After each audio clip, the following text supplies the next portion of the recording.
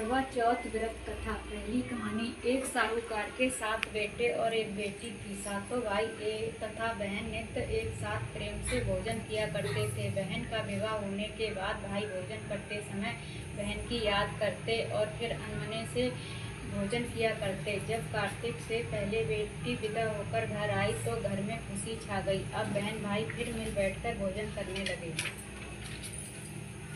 कार्तिक कृष्ण पक्ष में करवा चौथ का व्रत किया जाता है। घर में लड़कों की बहू और माँ और बहन सभी ने व्रत रखा था। शाम को सातों भाई भोजन करने बैठे तो उन्होंने बहन को भोजन करने के लिए कहा। बहन बोली, आज वह तो चंद्रमा निकलने पर ही अर्घ्य देकर भोजन करेगी। भाई चुप होकर भोजन करने को तैयार हो गए, पर सबसे छोटा भाई बहन से बहुत प्यार करता था। उसने सोचा कि बहन चंद्र के निकलने तक कैसे होकर रह सकेगी। उसने भाइयों से सलाह करके वृक्ष के सहारे सीढ़ी लगाई और चलनी के पीछे दीपक रखकर उसके प्रकाश को चंद्रमा बता दिया और भोली बहन को अर्घ्य देने को कहा। भाइयों ने इस तरह बहन से अर्घ्य दिलाकर भोजन करने को कहा। बहन ने अपने भाइयों से भी भोजन करने को कहा, किंतु उन्होंने भाइयों के द्वारा छल किया जाना बताकर ननद को भी भोजन करने को मना किया। फिर भी भोली बहन ने भाइयों के बहकावे में आकर भोजन कर लिया। बहन जब भोजन करने बैठी तो पहले ग्रास में बाल निकला, दूसरा कौर मुँह तक पहुँचने पर कुत्ते ने कान खटखटाए। इस तरह 2 अपशगुनों के बाद भी बहन ने भाइयों के साथ कुछ भोजन कर लिया। लेकिन तभी उसकी ससुराल से उसके पति की तबीयत खराब होने की खबर आ गई। वह छोटे भाई को लेकर जब तक ससुराल पहुंची तब तक पति की मृत्यु हो चुकी थी। वहां उसकी मौत पर भारी कोहराम मचा हुआ था। माँ ने अपनी लड़की को ससुराल भेजते समय समझाया था कि जब वह पति के गांव पहुंचे तो घर जाते समय रास्ते में जो भी बड़े व्यक्ति और स्त्रियां मिले उनके पांव छूती जाना और आशीर्वाद प्राप्त करना। उसने ऐसा ही किया।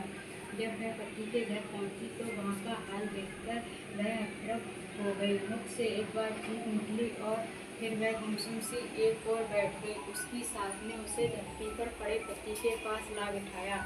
कुछ देर पीछे वह जोर जोर से डकराने लगी और बोली, हाय भूल से व्रत को भंग कर दिया। हे गणेश जी महाराज, आप मुझे क्षमा कर दो, मेरा अपराध आप ही क्षमा करोगे। इस तरह वह कहती और जोर जोर से रोती जाती थी।